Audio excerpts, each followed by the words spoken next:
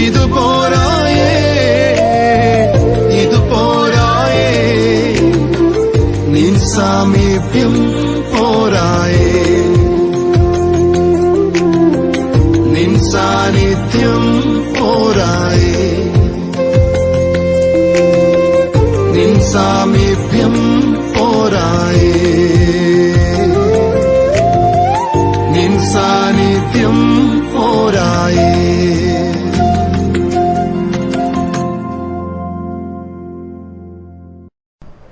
സ്വർഗത്തിൽ നിന്ന് നിയോഗം ലഭിക്കാത്ത ഒരാൾക്ക് ഒരിക്കലും ഒരു നല്ല ശുശ്രൂഷകനാകാനായിട്ട് കഴിയത്തില്ല. It is impossible. It is impossible. നിങ്ങൾ ശമ്പളം കൊടുക്കുകയോ വാങ്ങിക്കുകയോ അതൊക്കെ ചെയ്തോ എനിക്കറിയത്തില്ല. പക്ഷേ നിയമനം എവിടെ നിന്ന് നിങ്ങൾ പ്രാപിച്ചിരിക്കണം?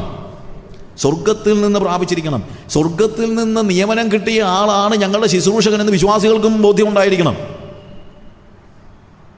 അല്ലാതെ ഞങ്ങളുടെ ദശാംശം കൊണ്ട് ജീവിക്കുന്ന ആളാണ് ഞങ്ങളുടെ ശുശ്രൂഷകനെന്ന് നിങ്ങൾ ചിന്തിക്കാൻ തുടങ്ങിക്കഴിഞ്ഞാൽ തീർന്നു. നിങ്ങളുടെ ജോലിക്കാരനായിരിക്കും. പിന്നെ അങ്ങനെ ജോലിക്കാരൻ്റെ കീഴിൽ ഇരിക്കാനല്ലല്ലോ നിങ്ങൾ സഭ വരുന്നതാണോ? നിങ്ങളുടെ ജോലിക്കാരൻ്റെ കീഴിൽ നിങ്ങൾ ഇരിക്കാൻ എന്തോ അത്യാവശ്യം, എത്ര വലിയ അത്യാവശ്യം? ദൈവത്തിൽ നിന്ന് നിയോഗിച്ചവനാകട്ടെ നിങ്ങളുടെ സഭയുടെ ശുശ്രൂഷകൻ. അദ്ദേഹത്തെ ദൈവത്തിൽ നിന്ന് നിയമനം ലഭിച്ച ആൾ എന്ന നിലയിലായിരിക്കണം നിങ്ങൾ കാണുന്നതും. ഇതാണ് ഐഡിയലായിട്ട് ദൈവം ഉദ്ദേശിക്കുന്ന കാര്യം. ഇങ്ങനെയൊക്കെയാണ് ഇന്ന് നടക്കുന്നതെന്ന് ചോദിച്ചു കഴിഞ്ഞാൽ ഓരോരുത്തർ തീരുമാനിച്ചാൽ മതി. പക്ഷേ ശുശ്രൂഷയുടെ പ്രത്യേകത ഏതാണ്? ഗിവിംഗ്, റൂളിംഗ്, മേഴ്സി മറ്റൊരു ലിസ്റ്റാണ്. ഇനി വീണ്ടും 1 പത്രോസ് 4-ാം അധ്യായത്തിന്റെ 11-ാം വാക്യം വായിക്കുമ്പോൾ 2 ഗിഫ്റ്റോടെ കാണുന്നുണ്ട്. ഇഫ് എനി മാൻ സ്പീക്കത്ത്, ഒരാൾ പ്രസംഗിക്കുന്നുവെങ്കിൽ, അപ്പോൾ പ്രസംഗവും കൃപാവരത്തിന്റെ ഭാഗമായിട്ടാണ് പറയുന്നത്. ഇഫ് എനി മാൻ മിനിസ്റ്റർ, 2 കാര്യങ്ങളൂടെ വീണ്ടും കാണുന്നുണ്ട്. So diverse kind of gifts, പല തരത്തിലുള്ള വെറൈറ്റീസ് ഓഫ് ഗിഫ്റ്റ്സ് ഉണ്ട്, വെറൈറ്റീസ് ഓഫ് സർവീസസ് ഉണ്ട്, വെറൈറ്റീസ് ഓഫ് ഓപ്പറേഷൻസ് ഉണ്ട്. വ്യത്യസ്തമായ കൃപാവരങ്ങളുണ്ട്, വ്യത്യസ്തമായ ശുശ്രൂഷകളുണ്ട്, വ്യത്യസ്തമായ വീര്യപ്രവൃത്തികൾ. അല്ലെങ്കിൽ ഞാൻ ഇന്നലെ പറഞ്ഞല്ലോ, അവിടെ വീര്യപ്രവൃത്തികൾ എന്ന് ഉപയോഗിച്ചിരിക്കുന്നത് ഓഫീസസ് ആണ്, വർക്കിങ്സ്, ഓപ്പറേഷൻസ്. ഏത് പേരിൽ വിളിച്ചാലും ഇതെല്ലാം സ്പിരിച്വൽ എന്ന ഒരൊറ്റ കാറ്റഗറിയിലാണ് വരുന്നത്. അതുകൊണ്ടാണ് ആത്മീകമായതിനെക്കുറിച്ച്, ആത്മീക വരങ്ങളെക്കുറിച്ചെന്നാണ് നമ്മൾ മലയാളത്തിൽ വായിക്കുന്നത്. പക്ഷേ ശരിക്കും പറഞ്ഞു കഴിഞ്ഞാൽ അവിടെ ഉപയോഗിച്ചിരിക്കുന്ന, പോൾ ഉപയോഗിച്ചിരിക്കുന്ന വാക്ക് ആത്മീകമായ കാര്യങ്ങളെക്കുറിച്ച്, ആത്മീകമായ കാര്യങ്ങൾക്കകത്തുള്ളതാണ്. അതായത് ഒരു സഭയുടെ ആത്മീക ശുശ്രൂഷയുടെ ഭാഗമാണ് ഇതെല്ലാം. അഡ്മിനിസ്ട്രേഷൻ ഉൾപ്പെടെയുള്ള സകല കാര്യങ്ങളും സഭയുടെ ആത്മീക കാര്യമാണെന്നാണ് പോൾ ഇവിടെ പറയുന്നത്. ഞാൻ പറഞ്ഞ മനസ്സിലാക്കണം. കാര്യം സഭയിൽ ആത്മീകമായ കാര്യമേ ഉള്ളൂ. അല്ലാതെ നിങ്ങൾ ബാങ്ക് ജോലി ചെയ്യുന്ന ആളായിരുന്നിരിക്കാം, അല്ലെങ്കിൽ കോളേജിൽ പഠിപ്പിക്കുകയായിരിക്കാം, നിങ്ങൾ മറ്റൊരു ഓഫീസിൽ അല്ലെങ്കിൽ നിങ്ങളുടെ ബിസിനസ് നടത്തുന്ന ആളായിരിക്കാം, നിങ്ങൾ ബിസിനസ് ചെയ്യുന്ന ഒരാളായിരിക്കാം, ജോലി ചെയ്യുന്ന ആളായിരിക്കാം. നമുക്ക് അവിടെ ഉള്ള ഒരു സിസ്റ്റം അല്ല ഇവിടെ. ഈ സിസ്റ്റം ഡിഫറൻ്റ് ആണ്. It is spiritual. അതുകൊണ്ട് ഇവിടുത്തെ പ്രതിസന്ധികൾ നമ്മൾ നേരിടുന്നതും ആത്മീകമായിട്ടായിരിക്കണം. അല്ലാതെ നമ്മൾ ഇതുവരെ പഠിച്ചു വെച്ചിട്ടുള്ള ലോകത്തിൻ്റെ സിസ്റ്റം വെച്ചായിരിക്കരുത്. ഞാൻ ഒരു സെമിനാരിയിൽ തന്നെ ഒരിക്കലും ഒരു കാര്യം, ഒരു പ്രശ്നം ഉണ്ടായി കഴിഞ്ഞ സമയത്ത് ഞാൻ അവരോട് സംസാരിച്ചു കൊടുത്ത് ഞാൻ പറഞ്ഞു, നമ്മളത് കൈകാര്യം ചെയ്തത് ആത്മീകമായിട്ടല്ലാതായിപ്പോയി. ആത്മീകമായിട്ടല്ലാതായിപ്പോയി എന്ന് പറഞ്ഞു കഴിഞ്ഞാൽ, ഞാൻ പറയട്ടെ, പണ്ട് കാലത്ത് ഏതെങ്കിലും ഒരു പ്രതിസന്ധി ഉണ്ടായാൽ നമ്മൾ ആദ്യം പറയുന്നത്, ബ്രദറെ ഇങ്ങനൊരു പ്രതിസന്ധിയിലാണ് നമുക്ക് ഒരു മിനിറ്റ് പ്രാർത്ഥിക്കാം, നമുക്ക് ഒരു മിനിറ്റ് ഒന്ന് പ്രാർത്ഥിക്കാം, നമുക്ക് മുട്ടുമടക്കാൻ പ്രാർത്ഥിക്കാമെന്നായിരുന്നു പണ്ട് നമ്മൾ പറഞ്ഞുകൊണ്ടിരുന്നത്. അതാണ് സ്പിരിച്വൽ ആയിട്ട് കാര്യങ്ങൾ ചെയ്യുന്നത്. പക്ഷേ ഇന്ന് നമ്മൾ പറയുന്നതല്ല, എടാ അയാൾ അങ്ങനെ ഒരു പ്രശ്നം ഉണ്ടാക്കുക, നമുക്ക് അയാളെ എങ്ങനെയാണ് ഒതുക്കാൻ പറ്റുന്നത്. ഇന്ന് ആദ്യം ചോദിക്കുന്ന ചോദ്യം അതാ, എടാ ആ പുള്ളി ഭയങ്കര പ്രശ്നമാണ് കേട്ടോ, നമുക്ക് എങ്ങനെയാണ് പുള്ളി ഒന്ന് ഒതുക്കാൻ പറ്റുന്നത്. സഭയിലെ കാര്യമാണ് ഞാൻ പറഞ്ഞത്. എന്തുകൊണ്ടാണ്? We do not consider it as spiritual. നമ്മളിതിനെ എങ്ങനെ കാണുന്നില്ല? ആത്മികം എന്ന കാറ്റഗറിയിലേക്ക് കൊണ്ടുവരുന്നില്ല. പക്ഷെ പോൾ പറയുന്നു, ഞാനീ പറയുന്ന മുഴുവൻ കാര്യങ്ങൾ, സഭയെക്കുറിച്ച് പറയുന്ന മുഴുവൻ കാര്യങ്ങളും എന്താണ്? ആത്മീകമാണ്. ഇതിനകത്ത് ഭൗതികമൊന്നുമില്ല. ഭൗതികം എന്ന് പറഞ്ഞാൽ മെറ്റീരിയൽ മാറ്റർ കാണുമായിരിക്കും, പക്ഷേ ഇറ്റ് ഈസ് നോട്ട് സെക്യുലർ. സഭയ്ക്കകത്ത് സെക്യുലർ ഒരു സിസ്റ്റം ഇല്ല. ചിലപ്പോൾ ആളുകൾക്കൊരു ചിന്തയുണ്ട്, സഭയുടെ കണക്കും കാര്യങ്ങളും എല്ലാം സെക്യുലറും ബാക്കിയെല്ലാം സഭായോഗത്തിൽ നടക്കുന്ന കാര്യങ്ങളെല്ലാം ആത്മീകവും. അങ്ങനെ ഒന്നും ഡിഫറൻസിയേഷൻ ഒന്നുമില്ല. ഞാൻ പലർക്കും പറഞ്ഞിട്ടുണ്ട്, കുമ്പനാട് കൺവെൻഷൻ, IPCയുടെ കുമ്പനാട് കൺവെൻഷൻ നടന്നപ്പോൾ പണ്ട് പാസ്റ്റർ K. എബ്രഹാം ഇറങ്ങി നടന്നു, പന്തൽ നാട്ടിക്കൊണ്ടിരിക്കുക. കൺവെൻഷൻ നടക്കുകയല്ല, കൺവെൻഷന് പന്തൽ നാട്ടിക്കൊണ്ടിരിക്കുക. ഉടനെ ഒരു ചെറുക്കനെ കണ്ടു, ഒരു പുതിയ ചെറുക്കനെ. പുതിയ ചെറുക്കനെ കണ്ടു കഴിഞ്ഞപ്പോഴത്തേക്ക് കെ ഇബ്രാം സാറ് ചോദിച്ചു, എടാ കൊച്ചനെ നീ ഏതാ? അവൻ ഏതാണ്ട് സഭയുടെ പേര് പറഞ്ഞു. നീ ആത്മസ്നാനം പ്രാപിച്ച ആളാണോ? പന്തലിന് കാലിടാൻ വന്നവനാ. അവൻ പറഞ്ഞു, അല്ല പച്ച. എന്നാ മാറാ അവിടുന്ന്. പന്തലിന് കാലിടുന്നവൻ ആത്മസ്നാനം പ്രാപിച്ചവൻ മതിയെന്നായിരുന്നു. അത് ചില കടന്നുകായി പോകുമായിരിക്കും. പക്ഷേ അങ്ങനെ ആയിരുന്നു നമ്മുടെ പിതാക്കന്മാർ സഭയെ കണ്ടിരുന്നത്. ഞാൻ പറഞ്ഞ മനസ്സിലാക്കണം. പന്തലിന് കാല് കുഴിച്ചിരുന്നവൻ ആത്മസ്നാനം പ്രാപിച്ചവനായിരിക്കണമെന്ന് നിർബന്ധമുണ്ടായിരുന്ന പിതാക്കന്മാരുടെ കൊച്ചുമക്കളാ നമ്മൾ, ഞാനും നിങ്ങളുമൊക്കെ. എന്ന് വെച്ച് കഴിഞ്ഞാൽ ഞാൻ പെന്തക്കോസ്ത് പഞ്ചായത്തിലോ പാരമ്പര്യമുള്ള ആളൊന്നുമല്ല. അതുകൊണ്ടല്ല ഞാൻ പറയുന്നത്. നമ്മൾ ആ തലമുറയിൽപ്പെട്ടാണ്. നമ്മുടെ പഴയ തലമുറയിൽപ്പെട്ടവർ അത്രയ്ക്കും എല്ലാ കാര്യങ്ങളെയും എങ്ങനെ തന്നെ കണ്ടിരുന്നു? സ്പിരിച്വൽ എന്ന നിലയിൽ കണ്ടിരുന്നു. നമ്മളിന്ന് എങ്ങനെയാണ് കാര്യങ്ങളെ കാണുന്നത് എന്ന് നമ്മളൊന്ന് ഓർത്തു നോക്കണം.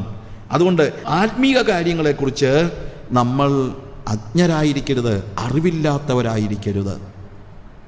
ആത്മീക കാര്യങ്ങളെക്കുറിച്ച് നിങ്ങൾ അജ്ഞരായിരിക്കരുത് എന്ന് പൗല് പറയുമ്പോൾ എല്ലാ കാര്യങ്ങളും, ബാക്കിയുള്ള എല്ലാ കാര്യങ്ങളും നമ്മൾ ആ രീതിയിൽ കാണുന്നു. ശരീരവും അവയവവും തമ്മിലുള്ള ബന്ധം പോലെയാണ് നമ്മൾ ഈ കാര്യങ്ങളെ കാണുന്നത്. അതിൻ്റെ 18-ാമത്തെ വാക്യം വായിക്കുമ്പോൾ ചാപ്റ്റർ 12 വേഴ്സ് 18 നമ്മൾ വായിക്കുമ്പോഴത്തേക്ക് അവിടെ എഴുതിയിരിക്കുന്നത്, ദൈവം തൻ്റെ ഇഷ്ടപ്രകാരം അവയവങ്ങളെ ശരീരത്തിൽ വെവ്വേറെയായി വച്ചിരിക്കുന്നു. അവൻ ഇഷ്ടമുള്ളതുപോലെ അവൻ ശരീരത്തെ വെവ്വേറെയായി വെച്ചിരിക്കുന്നു. അവൻ ഇഷ്ടമുള്ളിടത്താണ് പ്ലേസ് ചെയ്തിരിക്കുന്നതെന്ന് പറയുന്നത്. ദൈവത്തിന് ഇഷ്ടമുള്ളിടത്താണ് നമ്മളെ പ്ലേസ് ചെയ്തിരിക്കുന്നത്. ഒരു പക്ഷേ നമ്മളുടെ സ്കില്ല് വേറെ ആയിരിക്കാം. അങ്ങനെയൊക്കെ ചിലപ്പോൾ സംഭവിച്ചെന്നിരിക്കും. നമ്മുടെ സ്കില്ലനുസരിച്ചല്ല പല സമയത്തും ദൈവം നമ്മളെ പ്ലേസ് ചെയ്യുന്നത്. അപ്പം അതുകൊണ്ട് എവിടെ പ്ലേസ് ചെയ്താലും അങ്ങനെ സ്കില്ല്, ഇപ്പോൾ ഒരു ചാർട്ടേഡ് അക്കൗണ്ടൻ്റ് സഭയിലുണ്ടെന്ന് വെച്ചോ, ഉടനെ അദ്ദേഹം പറയാണ്, എടാ ഒരു ചാർട്ടേഡ് അക്കൗണ്ടൻ്റ് ആയ ഞാനുള്ളപ്പോൾ 10ാം ക്ലാസ് പാസ്സാകാത്ത ഒരുത്തനെയാണോ ഖജാൻജി ആക്കിയതെന്ന് ചോദിക്കുന്നതിനകത്ത് അർത്ഥമൊന്നുമില്ല. കാര്യം ദൈവം എവിടെ നിങ്ങളെ പ്ലേസ് ചെയ്തിരിക്കുന്നു, that is the question. Church is the body of Christ and it is God who place each one at his place. ദൈവമാണ് ഓരോരുത്തരെയും അവരവരുടെ നിലയിൽ ആക്കുന്നത്. God has appointed. അതാണ് നമ്മൾ 12-22 വാക്യത്തിൽ കാണുന്നത്. God has appointed. They were not elected. അവര് എലക്ട് ചെയ്യപ്പെടുകയല്ല, പ്രത്യേകം എന്താണ്? അപ്പോയിന്റഡ്. നമ്മൾ ചിന്തിക്കുന്നത് ഇന്ന് എലക്ട് ചെയ്യപ്പെടുന്നത്. ഞാൻ തീർത്ത് പറയട്ടെ പ്രിയമുള്ളവരെ, വേദപുസ്തക പ്രകാരം ദൈവസഭയിൽ പൊസിഷൻസ് ഇലക്ഷനിലൂടെ വരാനുള്ള കാര്യമല്ല. That is not biblical. വേറെ എന്താ റിമഡി എന്നൊക്കെ നിങ്ങൾ ചോദിക്കുമായിരിക്കും. എനിക്കറിയത്തില്ല. പക്ഷേ എനിക്കറിയത്തില്ലെന്നല്ല, എനിക്കറിയാം. നമുക്ക് എന്തുകൊണ്ടാണ് ഇലക്ഷൻ ആവശ്യമെന്ന് ചോദിച്ചാൽ നമുക്ക് സെക്യുലറായിട്ട് പോകാനുള്ള മോഹം കൊണ്ടാണ്. അല്ലെങ്കിൽ ഇലക്ഷൻ ഒന്നും വലിയ അത്യാവശ്യമൊന്നുമില്ല. നമ്മുടെ മോഹങ്ങളാണ് പ്രശ്നം ഉണ്ടാകുന്നത്. അവരെ അപ്പോസ്തലന്മാരെയും പ്രവാചകന്മാരെയും ഉപദേഷ്ടാക്കന്മാരെയും ദൈവം നിയമിച്ചെന്നാണ് പറയുന്നത്. God has appointed them. മനുഷ്യരവരെ സെലക്ട് ചെയ്യല്ല, ദൈവം അപ്പോയിന്റ് ചെയ്തു. എന്നിട്ട് വേഴ്സ് 28 അവർക്ക് വീര്യപ്രവർത്തികൾ, രോഗശാന്തി വരം, സഹായം ചെയ്യുവാനുള്ള വരം, പരിപാലന വരം, വിവിധ ഭാഷാവരം, ഇതുപോലെയുള്ള വരങ്ങളെ കൊടുക്കുന്നത് നമ്മൾ കാണുന്നത്. they were given. അവിടെ നമ്മൾ വീണ്ടും അവിടെ വരുന്നുണ്ടെങ്കിൽ ആ വിവിധ ഭാഷാവരം എന്ന് പറയുമ്പോഴത്തേക്ക് ചിലപ്പോൾ ആളുകൾ പറയും, ഞാൻ ഇന്നലെ 2-3 ഭാഷ സംസാരിച്ചു അന്യഭാഷയിൽ, ഇന്ന് വേറൊരു ഭാഷ സംസാരിച്ച്. നല്ല കാര്യം. പക്ഷേ അതിനെക്കുറിച്ചൊന്നും അല്ല വിവിധ ഭാഷാവരം എന്ന് പറയുന്നത്. വിവിധ ഭാഷാപരം എന്ന് പറയുന്നത്, നിങ്ങളിപ്പം അന്യഭാഷ സംസാരിക്കുമ്പോൾ ചിലപ്പോൾ ആളുകളുണ്ടല്ലോ അന്നും ഇന്നും അയാൾ ഒരേ അന്യഭാഷ പറയുന്നത്, അതൊക്കെ മതിയെന്ന്. അതിനെക്കുറിച്ച് നിങ്ങൾ വിഷമിക്കേണ്ട കാര്യമൊന്നുമില്ല. അതല്ല വിവിധ ഭാഷാപരം എന്ന് നമ്മൾ പറയുമ്പോഴത്തേക്ക് പെട്ടെന്ന് നമ്മൾ മനസ്സിലുണ്ടാകേണ്ടത്. ഇതൊരു കൃപാവരമാണ്. കൃപാവരമാണെങ്കിൽ അത് ആർക്ക് വേണ്ടിയാണ്? മറ്റുള്ളവരുടെ പ്രയോജനത്തിന് വേണ്ടിയാണ്. മറ്റുള്ളവരുടെ പ്രയോജനത്തിന് വേണ്ടിയാണെങ്കിൽ എനിക്കോ മറ്റൊരാൾക്കോ മനസ്സിലാക്കാൻ കഴിയാത്ത 4 ഭാഷ സംസാരിച്ചതുകൊണ്ട് മറ്റുള്ളവർക്ക് പ്രയോജനമൊന്നും ഉണ്ടാകുന്നില്ല. ഇവിടെ ഭാഷാപരം എന്ന് പറയുന്നത് മനസ്സിലാകാത്ത, എനിക്കറിയാൻ വയ്യാത്ത ഒരു ഭാഷയിൽ പോലും എനിക്ക് മറ്റൊരാളോട് സുവിശേഷം പറയാൻ കഴിയുന്നത് ഒരു പക്ഷേ ഒരു മിഷണറി അനുഭവിക്കുന്നതായ കാര്യമായിരിക്കും. ചില ആളുകൾ missionaries when they go to a place in few days they learn the language. ജിമലിയേറ്റിനെ കുറിച്ചുള്ള കാര്യങ്ങളൊക്കെ പറയുമ്പോൾ ജിമലിയേറ്റ് ആദ്യം ചെന്ന സ്ഥലങ്ങളിലൊക്കെ he was learning the language in few weeks. അതൊരു ഭാഷാവരമാണ്, വിവിധ ഭാഷാവരമാണ്. ഞാൻ പറഞ്ഞ മനസ്സിലാക്കണം. അതുപോലെ ചില ആളുകൾക്ക് ഗിഫ്റ്റ് ഓഫ് ട്രാൻസ്ലേഷൻ. ഞാൻ ആദ്യം മൊസാംബിക്കിൽ ചെന്ന സമയത്ത് മാസത്തോളം. എന്നോട് ആരും പറഞ്ഞിട്ട് പോയതൊന്നുമല്ല, എന്നെ ആരും വിളിച്ചിട്ടും പോയതല്ല. ദൈവം എന്നോട് പറഞ്ഞു പോകാൻ പറഞ്ഞു. എനിക്ക് ആരും അറിയത്തില്ല. ഞാനവിടെ പോയി 1 മാസത്തോളം ഒരിടത്ത് ഇങ്ങനെ കുത്തിപ്പിടിച്ചിരിക്കുക, പ്രാർത്ഥിച്ചുകൊണ്ടിരിക്കുകയാണ്. ഒടുവിൽ ഞാൻ അവിടെയുള്ള ഒരു ആഫ്രിക്കൻ ചേർച്ചിൽ ചെന്നപ്പം അവർ പറഞ്ഞു, നീ പ്രസംഗിക്കുന്നതൊക്കെ പറഞ്ഞെന്ന് പറഞ്ഞു കഴിഞ്ഞാൽ തത്തിപ്പത്തി ഇംഗ്ലീഷ് പറയുന്ന ഒരാൾ എൻ്റെ കൂടെ ഉണ്ട്. അയാളോട് പറഞ്ഞു, നീ പ്രസംഗിക്കുന്നതൊക്കെ കേൾക്കണമെന്ന് ഞങ്ങൾക്ക് ആഗ്രഹമുണ്ട്, പക്ഷേ ഞങ്ങൾക്ക് ആർക്കും ട്രാൻസ്ലേറ്റ് ചെയ്യാൻ ആളില്ല. ഞാൻ പറഞ്ഞു, it doesn't matter, I just wanted to attend your church service, that's all. എനിക്കൊരു ചർച്ച് സർവീസ് അറ്റൻഡ് ചെയ്യാനാണ്. അങ്ങനെ ഇരുന്നപ്പോൾ പെട്ടെന്ന് ഒരു പയ്യൻ അവിടെ വന്നു. അവന് ഒരു ദിവസത്തേക്ക് അവിടെ വന്നതാണ്. അന്ന് ഉച്ചക്കലത്തെ ഫ്ലൈറ്റിന് തിരിച്ച് പോവുകയാണ്. ഞാൻ താമസിച്ചത് കിളിമാനി എന്ന് പറഞ്ഞ സ്ഥലത്താണ്. കിളിമാനിയിൽ നിന്ന് മപ്പൂട്ടോയ്ക്ക് പോവുകയാണ്. അവൻ മപ്പൂട്ടോയിൽ നിന്ന് കിളിമാനിയിൽ വന്നു. ഒരു ദിവസത്തേക്ക് വന്നു. അവന് വേൾഡ് വിഷനിലെ ഒരു ഓഫീസറാണ്, ഒരു വേൾഡ് വിഷൻ്റെ ആവശ്യത്തിന് വേണ്ടി വന്നു. അന്ന് ഉച്ചക്കലത്തെ ഫ്ലൈറ്റിന് പോവുക. അതിന് മുമ്പ് ജസ്റ്റ് അവനൊരു പ്രസ്ബിറ്റീരിയനാണ്, പക്ഷേ ഇവൻ ചർച്ച് ഓഫ് നാസറിൻ്റെ ചർച്ചിൽ വന്നെന്നുള്ളതേ ഉള്ളൂ. വന്നതുകൊണ്ട് എനിക്ക് ട്രാൻസ്ലേറ്റ് ചെയ്യാൻ അവനെ കിട്ടി. ട്രാൻസ്ലേറ്റ് ചെയ്യാൻ ആളെ കിട്ടിയപ്പോൾ എൻ്റെ ഫസ്റ്റ് ആഫ്രിക്കൻ ചർച്ചിലെ മെസ്സേജാണ്. അന്ന് അവൻ വന്നില്ലായിരുന്നെങ്കിൽ എൻ്റെ മെസ്സേജ് അവിടെ നടക്കത്തില്ല. പക്ഷേ that was a breakthrough. Okay, അത് പോട്ടെ.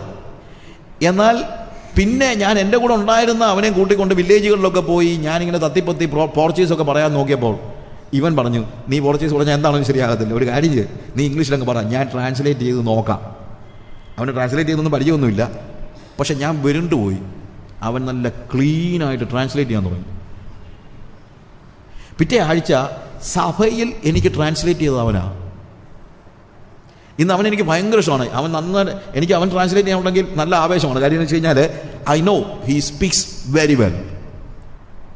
അത് ദൈവം ആ സമയത്ത് അവന് കൊടുത്ത ഒരു പ്രത്യേക ഗിഫ്റ്റാണ്. അല്ലാതെ അവൻ നേരത്തെ ട്രാൻസ്ലേറ്റ് ചെയ്തിട്ടുള്ള ആളല്ല. അവനോട് പക്ഷേ ഇംഗ്ലീഷ് സംസാരിച്ച് അവൻ പലപ്പോഴും തെറ്റുപറ്റിച്ചെന്നിരിക്കും. പക്ഷെ ആ സമയത്ത് പെട്ടെന്ന് കർത്താവ് എന്ത് ചെയ്യുന്നു? അവന് ഗിഫ്റ്റ് കൊടുക്കുന്നു, വിവിധ ഭാഷാപരം. എന്നാൽ എല്ലാവർക്കും എല്ലാ ഗിഫ്റ്റും ഇല്ല, അത് നിങ്ങൾ മനസ്സിലാക്കണം. 12-ാം അധ്യായത്തിൻ്റെ 29-ഉം 30-ഉം വാക്യം വായിക്കുമ്പോൾ ഓരോരുത്തർക്ക് ഓരോ ഗിഫ്റ്റേ ഉള്ളൂ, അല്ലെങ്കിൽ ഓരോരുത്തർക്ക് ഓരോ നിയമനമേ ഉള്ളൂ. ഈവൻ അപ്പോയിൻമെൻറ്റ് നമ്മൾ കണക്കൂട്ടിയാൽ പോലും എല്ലാവരും അപ്പോസ്തലന്മാരോ അല്ല, എല്ലാവരും പ്രവാചകന്മാരോ അല്ല, എല്ലാവരും ഉപദേഷ്ടാക്കന്മാരോ അല്ല, എല്ലാവരും വീര്യപ്രവർത്തികൾ ചെയ്യുന്നുവോ ഇല്ല, എല്ലാവർക്കും രോഗശാന്തിക്കുള്ള വരമുണ്ടോ ഇല്ല, എല്ലാവരും അന്യഭാഷകൾ സംസാരിക്കുന്നുവോ ഇല്ല, എല്ലാവരും വ്യാഖ്യാനിക്കുന്നുവോ ഇല്ല. എല്ലാവരും എല്ലാം ചെയ്യുന്നില്ല, എല്ലാവരും എല്ലാം ചെയ്യാൻ ദൈവം ഉദ്ദേശിക്കുന്നുമില്ല. എല്ലാവരും എല്ലാം ചെയ്യണമെന്ന് വാശി പിടിക്കരുത്. ഓരോരുത്തരെ ദൈവം അപ്പോയിന്റ് ചെയ്തിരിക്കുന്നു. ദൈവത്തിൻ്റെ ഇഷ്ടമനുസരിച്ച്, ദൈവത്തിൻ്റെ മാസ്റ്റർ പ്ലാൻ അനുസരിച്ച് സഭയിൽ ദൈവം ഓരോരുത്തരെ അപ്പോയിന്റ് ചെയ്തിരിക്കുന്നു. എല്ലാവരും വ്യാഖ്യാനിക്കുന്നില്ല, എന്നാൽ ശ്രേഷ്ഠവരങ്ങളെ വാഞ്ചിപ്പിൻ. അപ്പം ഞാനിത് വായിച്ചപ്പോഴത്തേക്ക് ഇവിടെ ശ്രേഷ്ഠവരം എന്താണ്? ശ്രേഷ്ഠവരങ്ങളെ വാഞ്ചിപ്പിന്ന് പറഞ്ഞിട്ട് പറയുകയാണ്, ഇനി അതിശ്രേഷ്ഠമായൊരു മാർഗം ഞാൻ നിങ്ങൾക്ക് കാണിച്ചു തരാം. എല്ലാവർക്കും അപ്പോസ്തലന്മാരാകാൻ പറ്റില്ല, എല്ലാവർക്കും പ്രവാചകനാവാൻ പറ്റില്ല, എല്ലാവർക്കും അന്യഭാഷയില്ല, എല്ലാവർക്കും വ്യാഖ്യാനപരമില്ല, ഒക്കെ ശരിയാണ്. പക്ഷേ എല്ലാവർക്കും പറ്റുന്ന ഒരു വരമുണ്ട്, എല്ലാവർക്കും സ്നേഹിക്കാം. ഞാൻ പറഞ്ഞ മനസ്സിലാക്കണം. എല്ലാവർക്കും എല്ലാം ആകാൻ പറ്റത്തില്ല, പക്ഷെ എല്ലാവർക്കും സ്നേഹിക്കാൻ പറ്റും. ഇനി അതിശ്രേഷ്ഠമായ ഒരു വരം ഞാൻ കാണിച്ചു തരാം എന്ന് പറഞ്ഞിട്ട് പൗൾ ആ എക്സലന്റ് വേ നമുക്ക് പരിചയപ്പെടുത്തുകയാണ്. എന്ത്? ഞാൻ മനുഷ്യരുടെയും ദൂതന്മാരുടെയും ഭാഷകളിൽ സംസാരിച്ചാലും എനിക്ക് സ്നേഹമില്ല എങ്കിൽ ഞാൻ മുഴങ്ങുന്ന ചെമ്പോ ചിലമ്പുന്ന കൈത്താളമോ അത്രേ. എനിക്ക് പ്രവചനപരം ഉണ്ടായിട്ട് സകല മർമ്മങ്ങളും സകല ജ്ഞാനവും ഗ്രഹിച്ചാലും മലകളെ നീക്കുന്ന വിശ്വാസം ഉണ്ടായാലും സ്നേഹമില്ല എങ്കിൽ ഞാൻ ഏതുമില്ല. നോക്ക്, ഇവിടെ എല്ലാം പറയുന്നത് വരങ്ങളാണ്. അതുകൊണ്ടാണ് ഞാൻ പറഞ്ഞത് ശ്രേഷ്ഠ വരം എന്ന നിലയിൽ പൗൾ പരിചയപ്പെടുത്തുന്നതാണ് സ്നേഹം. കാരണം ഇതിനെ കമ്പയർ ചെയ്യുന്നത് എന്തുമായിട്ടാണ്? ബാക്കിയുള്ള വരങ്ങളുമായിട്ടാണ്. എന്ത് വരം? ഞാൻ മനുഷ്യരുടെയും ദൂതന്മാരുടെയും ഭാഷകളിൽ സംസാരിച്ചാലും എനിക്ക് സ്നേഹമില്ല എങ്കിൽ ഞാൻ മുഴങ്ങുന്ന ചെമ്പോ ചിലമെന്ന കൈത്താളം അത്രേ. എനിക്ക് പ്രവചനപരമുണ്ടായിട്ട് സകല മർമ്മങ്ങളും സകല ജ്ഞാനവും ഗ്രഹിച്ചാലും എനിക്ക് സ്നേഹമില്ലെങ്കിൽ മലകളെ നീക്കുന്ന വിശ്വാസം എനിക്കുണ്ടായാലും. നോക്കുക, വരങ്ങളുടെ കൂട്ടത്തിൽ പറഞ്ഞിട്ടുള്ള കാര്യങ്ങളെല്ലാം വീണ്ടും എടുത്തു പറഞ്ഞിട്ട് പറയുകയാണ് സ്നേഹമാണ് ഇതിനേക്കാൾ ഏറ്റവും പ്രാധാന്യമർഹിക്കുന്നതായ കാര്യം. എനിക്കുള്ളതെല്ലാം അന്നദാനം ചെയ്താലും, ഗിവിങ് മറ്റൊരു വരമാണ്. എനിക്കുള്ളതെല്ലാം അന്നദാനം ചെയ്താലും എൻ്റെ ശരീരം ചുടുവാനേൽപ്പിച്ചാലും സ്നേഹമില്ലെങ്കിൽ എനിക്ക് ഒരു പ്രയോജനവുമില്ല. എന്നിട്ട് സ്നേഹത്തിൻ്റെ ശ്രേഷ്ഠത എന്താണ് എന്ന് വിശദീകരിക്കുന്നു. സ്നേഹത്തിൻ്റെ ശ്രേഷ്ഠത എന്താണെന്ന് വിശദീകരിക്കുന്ന ഈ ഭാഗം ഞാനിവിടെ എടുക്കാൻ ഉദ്ദേശിക്കുന്നില്ല. എന്നാൽ ഈ ശ്രേഷ്ഠത അല്ലെങ്കിൽ ഈ സ്നേഹത്തിൻ്റെ വ്യത്യാസങ്ങൾ നമ്മൾ പഠിച്ചു നോക്കുമ്പോൾ മനസ്സിലാക്കാൻ പറ്റുന്നൊരു കാര്യമുണ്ട്. ഇവിടെ പറയുന്ന സ്നേഹം മാനുഷികമായ ഒരു സ്നേഹമല്ല. ഒരു ഹ്യൂമനായിട്ട് ഒരാൾക്ക് ഹ്യൂമൻ വേയിൽ മനുഷ്യന് ചെയ്യാൻ പറ്റുന്ന കാര്യമല്ല. ഇത് ഒരു വരമായിട്ട് മാത്രമേ ചെയ്യാൻ പറ്റുള്ളൂ. ഈ സ്നേഹം നമുക്കൊരു ഗിഫ്റ്റാണ്. സ്വാഭാവികമായ സ്നേഹമുള്ള എത്രയോ പേരുണ്ട്. നമ്മൾ ഉദ്ദേശിക്കുന്നത് ലോകത്തിൽ എല്ലാവരും അന്യോന്യം വെറുക്കുന്നവരൊന്നും അല്ലല്ലോ. ലോകത്തിൽ തന്നെ നല്ല ആളുകളുണ്ട്, നന്നായിട്ട് സ്നേഹിക്കുന്ന ആളുകളുണ്ട്. പക്ഷേ ലോകത്തിലെ സ്വാഭാവികമായ സ്നേഹം കൊണ്ട് ചെയ്യാൻ കഴിയാത്ത കാര്യങ്ങളാണ് ഈ സ്നേഹം ചെയ്യുന്നത്. അതുകൊണ്ടാണ് ഇതൊരു ഗിഫ്റ്റാണെന്ന് പറയാൻ കാര്യം. It is a gift, but you need to receive it. ഇത് നിങ്ങൾ പ്രൊഡ്യൂസ് ചെയ്യുകയല്ല. ഓഫ് കോഴ്സ് പ്രൊഡ്യൂസ് ചെയ്യുന്ന ഒരു അംശമുണ്ട്. ബിക്കോസ് ഇത് വരങ്ങളുടെ കൂട്ടത്തിൽ ശ്രേഷ്ഠമായിട്ട് പറയുന്ന ഈ സ്നേഹം തന്നെയാണ് ഫലത്തിൻ്റെ കാര്യം വരുമ്പോൾ നമ്മൾ ആദ്യമായിട്ട് പറയുന്നത്. അതുകൊണ്ട് ഇതിനകത്ത് നമ്മൾ സ്നേഹം പ്രൊഡ്യൂസ് ചെയ്യുന്നത് ഒരു അർത്ഥമില്ല എന്ന് പറയുന്നില്ല. എന്നാൽ ഇതൊരു ഗിഫ്റ്റുമാണ്. അല്ലാതെ ആദാമിൽ നിന്ന് ജനിച്ച എനിക്ക് ലഭിച്ച നോർമലായിട്ടുള്ള സ്നേഹം കൊണ്ടൊന്നും ഈ പറയുന്ന കാര്യങ്ങളൊന്നും ചെയ്യാനൊന്നും എന്നെ കൊണ്ടൊന്നും പറ്റത്തില്ല. അവിടെ നമ്മൾ താഴോട്ട് വായിക്കുമ്പോൾ സ്നേഹം ദീർഘമായി ക്ഷമിക്കുകയും ദയ കാണിക്കുകയും ചെയ്യുന്നു, സ്നേഹം സ്പർദ്ധിക്കുന്നില്ല, സ്നേഹം നിഗളിക്കുന്നില്ല, ചീർക്കുന്നില്ല, അയോഗ്യമായി നടക്കുന്നില്ല, സ്വാർത്ഥം അന്വേഷിക്കുന്നില്ല, ദേഷ്യപ്പെടുന്നില്ല, ദോഷം കണക്കിടുന്നില്ല. എന്തെല്ലാം കാര്യങ്ങൾ! ഈ കാര്യങ്ങളെല്ലാം കൂടെ നമ്മൾ വായിക്കുമ്പോൾ നമുക്ക് മനസ്സിലാക്കാൻ കഴിയുന്ന എന്താണെന്ന് അറിയാമോ? അതിശ്രേഷ്ഠമായ മാർഗം, എല്ലാ വരങ്ങൾക്കും ഉപരിയായുള്ള വരമായി നമ്മൾ സ്നേഹത്തെ കാണണം. ഗിഫ്റ്റായിട്ട് തന്നെ നമ്മൾ കാണണം. We need to see that it is a gift. It is a heavenly gift. This is godly love. ഇതൊരു ദൈവ സ്നേഹമാണ്, മനുഷ്യനെ സ്നേഹിക്കാൻ പറ്റാത്തതായ സ്നേഹം. അപ്പോൾ നമ്മുടെ ഈ സെഷൻ ഇവിടെ അവസാനിക്കുമ്പോൾ ഞാൻ പറയട്ടെ, കൃപാവരങ്ങളെക്കുറിച്ച് നിങ്ങൾ അറിവില്ലാത്തവരായിരിക്കരുത്. കൃപാവരങ്ങൾ എന്ന് പറയുമ്പോൾ നമ്മൾ കാണുന്ന വ്യത്യസ്തമായ പല കൃപാവരങ്ങളെ നമ്മളിവിടെ വിശകലനം ചെയ്യുന്നുണ്ട്. പക്ഷെ അതല്ല, അതിലുപരിയായിട്ട് എല്ലാം തരുന്നത് ദൈവമാണെന്ന് മനസ്സിലാക്കണം. അത് റിവാർഡായിട്ടല്ല തരുന്നത്, പ്രത്യുത അവൻ്റെ ഗിഫ്റ്റാണ്, അവൻ്റെ ദാനമാണ്, അവൻ്റെ കൃപയാണ്. അതുകൊണ്ട് അതിനകത്ത് റാങ്കിങ് ഇല്ല, അതിനകത്ത് നമുക്ക് ബോസ്റ്റ് ചെയ്യാനില്ല. ദൈവം നമുക്ക് നൽകിയിരിക്കുന്നത് പൊതുപ്രയോജനത്തിന് വേണ്ടിയാണ്. ഒരു ശരീരത്തിൻ്റെ അവയവം പോലെ നമ്മളെ ദൈവത്തിൻ്റെ സഭയിൽ ഓരോ സ്ഥാനത്ത് ഫിക്സ് ചെയ്തിരിക്കുകയാണ്. എന്തിന്? എനിക്ക് തന്നിരിക്കുന്ന വരം എനിക്ക് ഉപയോഗിക്കാനല്ല, മറ്റൊരാൾക്ക് ഉപയോഗിക്കാനാണ്. അപ്പോൾ മറ്റൊരാൾക്ക് എനിക്ക് വേണ്ടിയുള്ള വരവും ദൈവം തന്നിട്ടുണ്ട്. അങ്ങനെ അന്യോന്യമുള്ള ശുശ്രൂഷയാണ് ഓരോരുത്തരും ലഭിച്ച ദൈവകൃപയുടെ മാനിഫോൾഡ് ഗ്രേസ്, വിവിധമായ ദൈവകൃപയുടെ നല്ല ഗ്രഹവിചാരകന്മാരായിക്കൊണ്ട് അന്യോന്യം ശുശ്രൂഷിക്കും, മറ്റുള്ളവരെ ശുശ്രൂഷിപ്പാനായിട്ട്. എല്ലാവർക്കും എല്ലാ വരങ്ങളുമില്ല, അത് കഴിയത്തുമില്ല, അത് ദൈവം ഉദ്ദേശിക്കുന്നില്ല. പക്ഷേ എല്ലാവർക്കും ലഭിക്കാവുന്ന ശ്രേഷ്ഠമായ ഒരു വരമുണ്ട്, അതാണ് സ്നേഹം. ദൈവമായ കർത്താവ് നിങ്ങളെ സഹായിക്കുമാറാകും.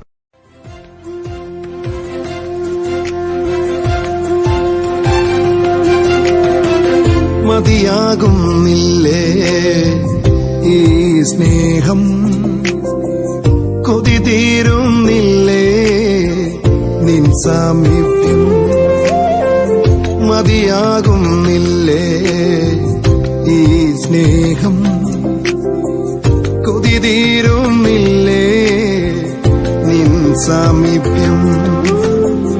ഇതുപോരായേ, ഇതുപോരായേ, ഇതുപോരായേ, ഇതുപോരായേ, നിൻ സാമീപ്യം പോരായേ,